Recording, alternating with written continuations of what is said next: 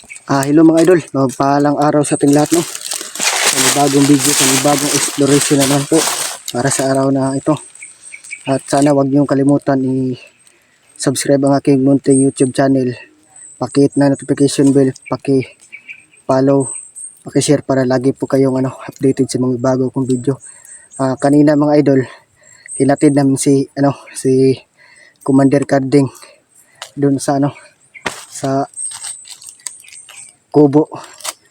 Doon lang kami kanina. Hinatid namin siya kasi sobrang sama ng pakiramdam niya mga idol. Kaya tatlo lang kami ngayon dito at hindi pa kami bumaba.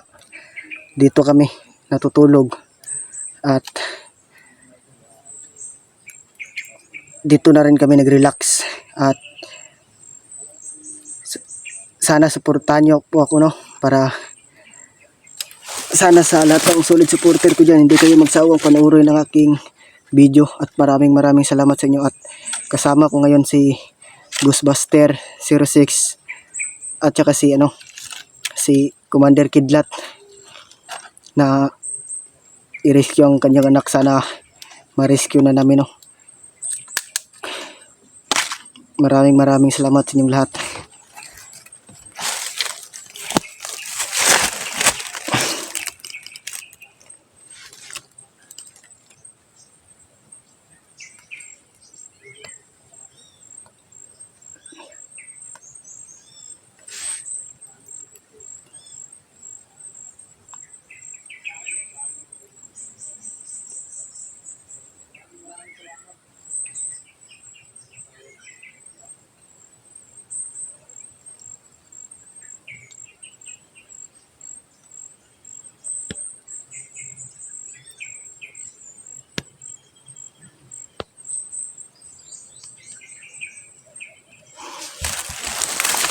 So yun mga idol, puntahan natin siya, no, si Ghostbuster.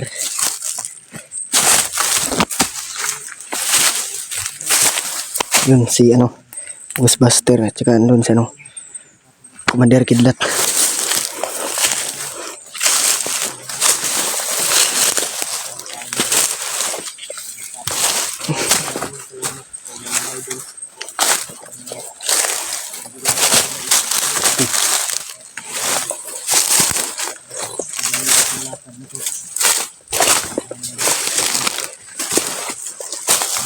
Mga idol, malakas talaga yung kutob ko mga idol sa Pedro. Hindi talaga yung nakakampi. Ilang araw na siya hindi nagpakita. Siguro mga idol nasa ilaw yun sa ay binibigay ng manager sa kanila. Kaya sabi ko sa sarili ko, okay lang. Sabi ko kay Kidlat, huwag kang mag-alala dahil si Kidlat nagwala, muntik ng barilin yung ulo niya. Sabi ko sa kanya, hindi makukuha yung problema sa pagpapakamatay. May solusyon yan. Kailangan magtiis lang tayo. Makukuha rin natin yung anak niya. Yan si Tikboy. Si Kidlat nandun sa unahan. Kanina pa yan malungkot dahil sa anak daw niya. So, walang problema yan, makukuha natin yan. Huwag kang mag-alala. Hindi man ngayon, bukas, sunod na araw. Basta hindi tayo titigil hanggat hindi natin nakukuha yung anak mo. Nakukuha natin yung anak mo, kailangan may safety talaga kayo na natitirhan para hindi kayo masundan. Mga idol, bago tayo magsimula, magnalangin muna tayo para sa ating kaligtasan. Para sakaling magkaroon man ng enkwentro, bakan, hindi tayo basta-basta matatalo.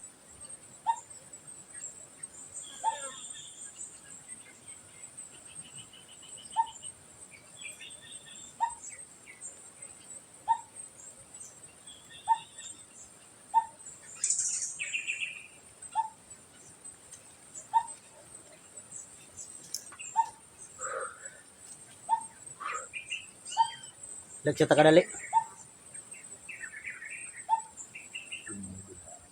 Tikboy, kung may pagkakataon makita natin yung anak ni Kidlat. Tingin natin kunti lang yung bantay. Kailangan i-rescue na natin agad. Kailangan tahimik na pag-rescue.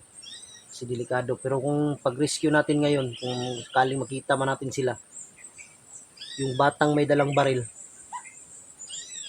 kailangan hindi masaktan yun dahil hindi alam ng bata na yan ang ginagawa niya. Kaya ingat tayo, kailangan hindi madama yung bata na may dalang baril.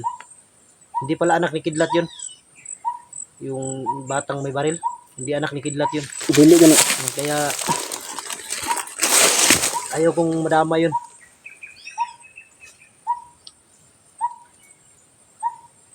Kailangan makuha na, pati siya i-rescue natin. Anak ni Kidlat, pati yung batang may baril, i-rescue natin yun. Dahil nadala yun sa hindi ko alam kung bakit nakarating yung bata dito sa bundok.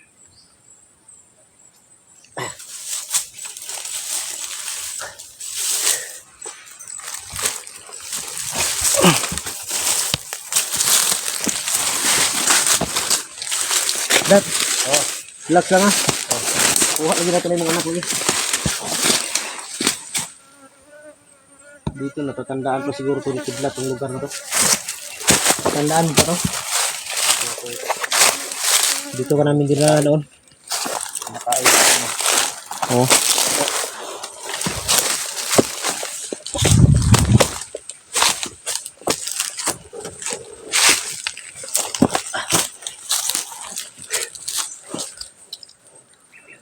Dito na lang kami dumaan mga idol. Shortcut na lang kami. Inatid namin si Carding. Hindi na kami dumaan doon sa Banwag. Dito na kami dumaan. Masukal pero okay lang. Importante safety yung daan. Ito, ang lusot nito mga idol. Hindi na sa unahan na sa Banwag. Malapit na ito sa sa may bahay yata.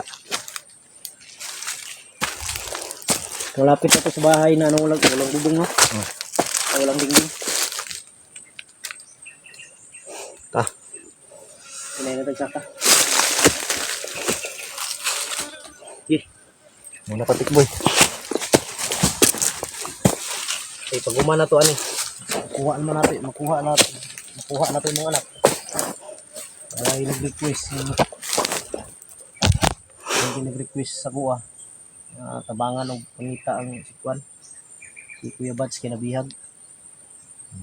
Man tagkaluyan makuha natin ngayon para makatulong tayo agad sa paghahanap kay Kuya Bads.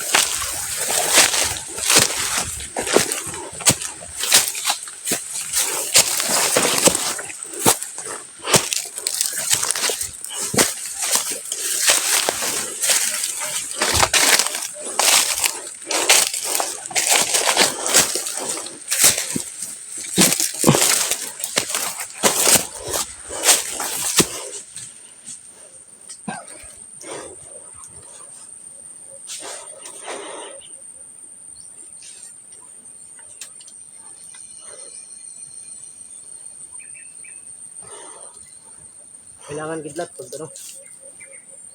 na-rescue yung anak mo, kailangan hindi natin ipakita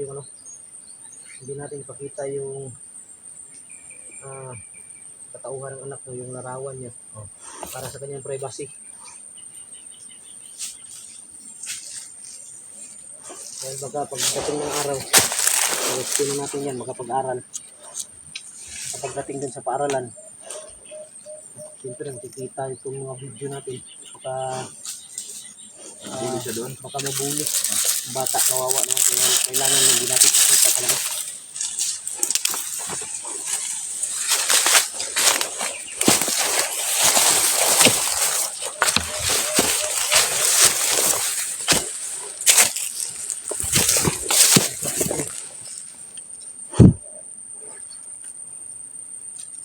Malapit to sa ano. Bahay na walang dingding. Yung tunahan yata. Mm.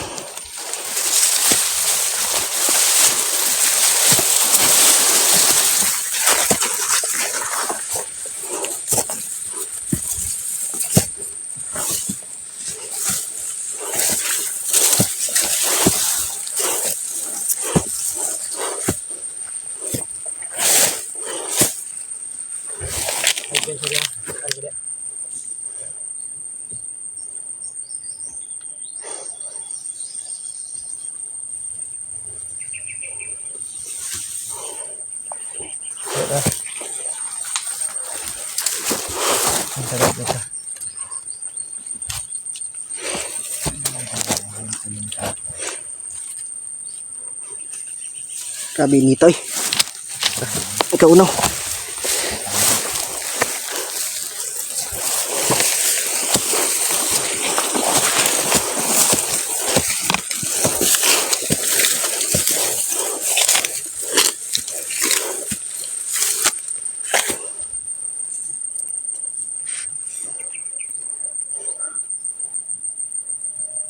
Narinig natin yung putok ba sa gabi. Parang doon banda oh. Tuan to. Dah.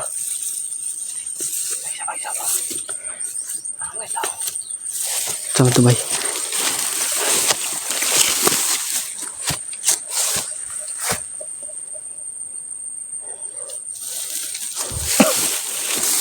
Gigit-gigit. Narinig akong busis ko sa mga. Ito ako.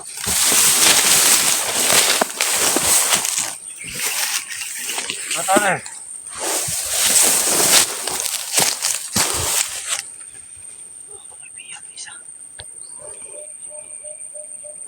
Wala.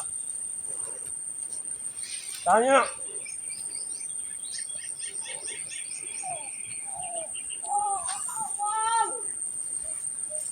Ah.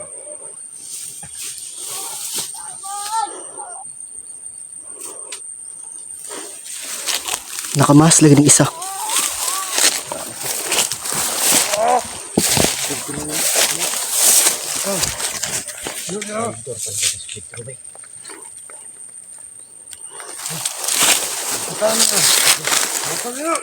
Speedro yan.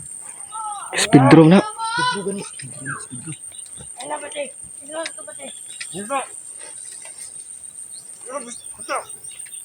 Pataw. Nino. Hoy.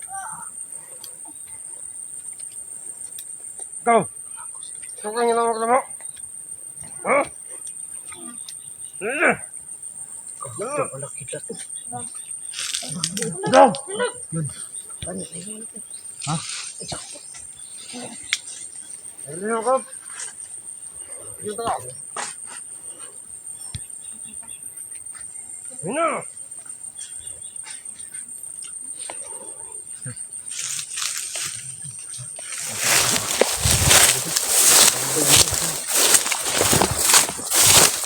Anak mana ni kidlat. Anak ko bigla isa. Pero ko to isa kulatan lang ako gulo kinsa to. Duham di kabuk ilang biyag day. Dito ko na anak ko. Relax lang, relax lang.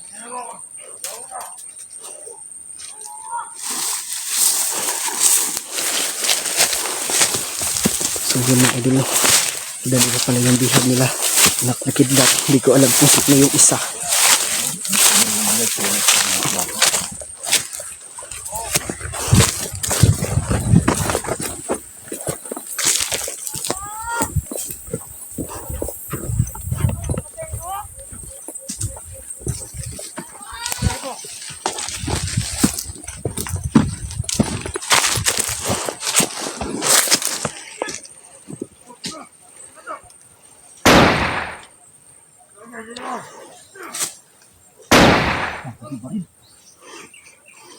Patay.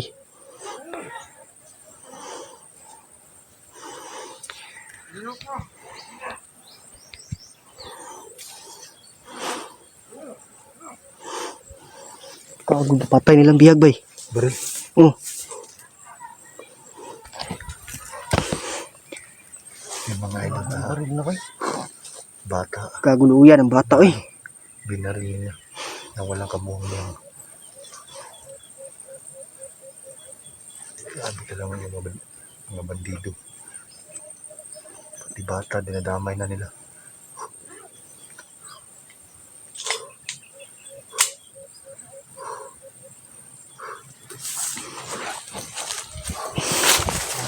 Sabi na unsa naman sila bay. Parang hindi na tama lang yung ginagawa nila.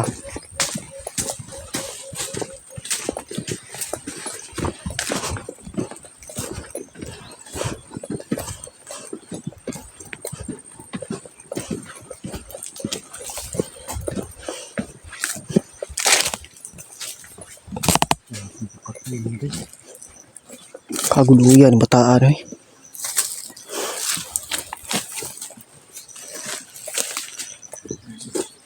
Bata, pinatay. Grabe, patay bay. Siptin yun eh. Pwede si kaluoy ba? No? Siptin yun, tikboy. Patay nga. Napali bala oh. Halo. Ito. Kagubuangan eh. Bahala mga idol oh. Ay bala. May bala na hulog oh. Siptin siya ninyo. Siptin niyo, Raplin. Kaguluyan bataan eh. Yun, mabot na nagdiri. Ibulitin ko lang. Kulog ka.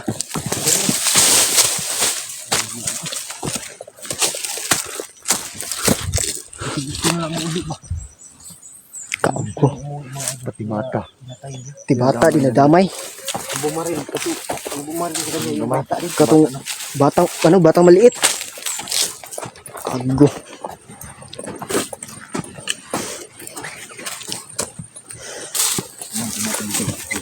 Grabe ng mga tawanan, wala may kaluoy.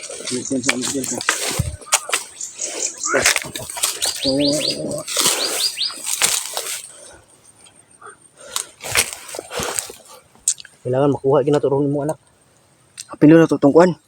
Yung isa. Tong bata nga nagdalag pusil ba tong gipatay ano.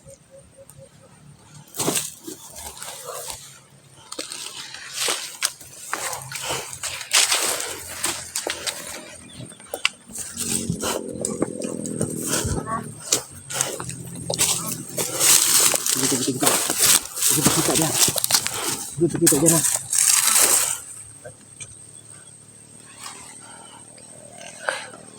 Timpong hilangan dito. Sitip dos talos. Yan mga idol, hanap na kami ng labas dyan.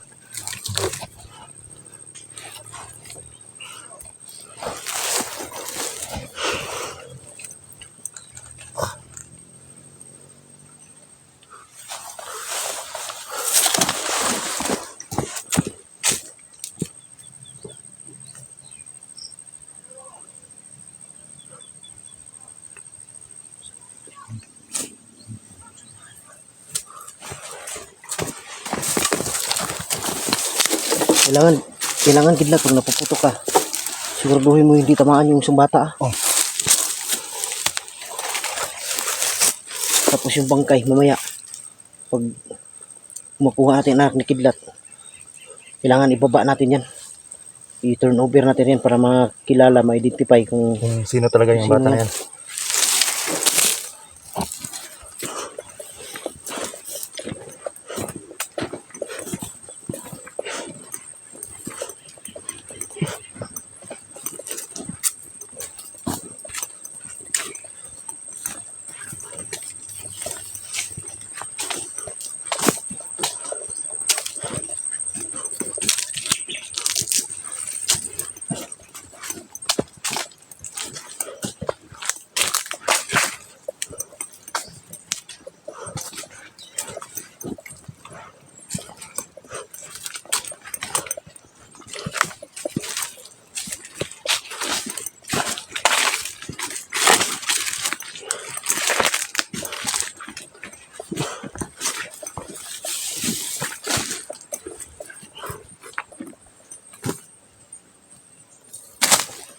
dapat dito may magmanman.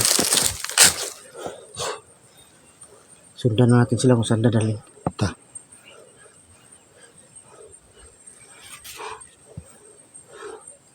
Tara.